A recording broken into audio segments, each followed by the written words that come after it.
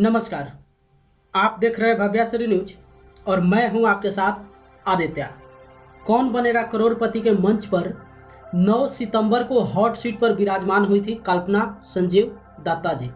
देखिए स्क्रीन पे हम आपको इनका तस्वीर दिखा रहे हैं। हालांकि ये केबीसी के मंच पे 2 दिन विराजमान हुई थी, 8 सितंबर और 9 सितंबर को।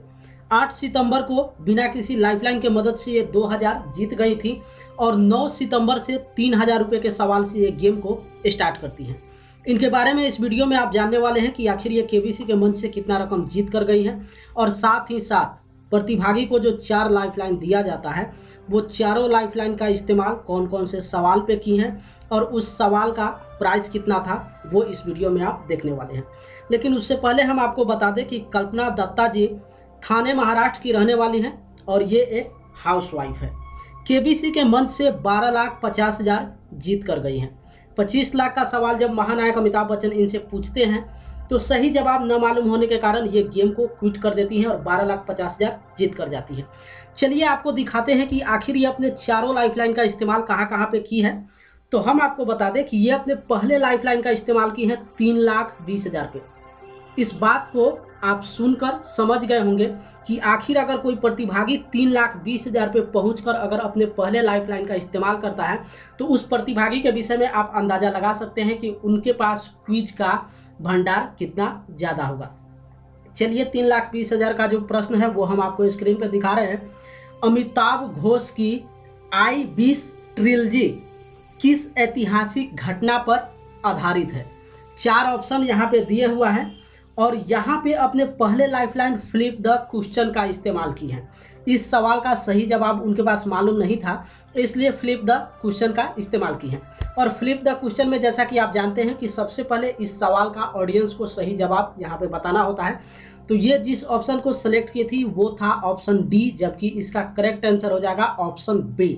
और फ्लिप द क्वेश्चन के आधार पर जो इनसे सवाल पूछा गया है, देखिए स्क्रीन पर हम आपको दिखा रहे हैं। शिव पुराण के अनुसार इनमें से किस असुर को ब्रह्मा जी ने यह वरदान दिया था कि उसकी मृत्यु भगवान शिव के पुत्र के हाथों ही होगी? 4 ऑप्शन है, त्रिपुरासुर, तारकासुर, बक्कासुर और बानासुर।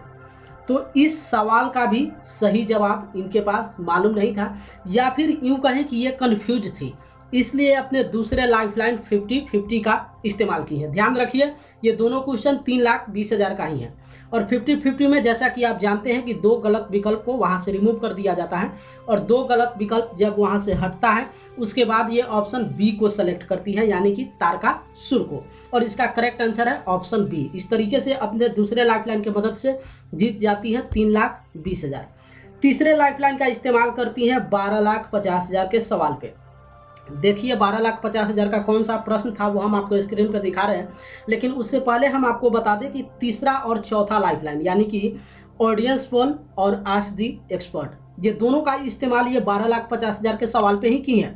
सबसे पहले 12,50,000 पे ये ऑडियंस पोल का इस्तेमाल किए। सबसे पहले क्वेश्चन को आप देखिए स्क्रीन पे। किसी यूरोपीय क्लब के लिए पेशेवर अनुबंध पर हस्ताक्षर करने वाली पहली भारतीय महिला फुटबॉलर कौन बनी? 4 ऑप्शन यहाँ पे दिया हुआ है और यहाँ पे ये जो तीसरे लाइफलाइन ऑडियंस पोल का इस्तेमाल की थी, तो आप देख सकते हैं हम यहाँ पे आपको स्क्रीन पे दिखा रहे हैं।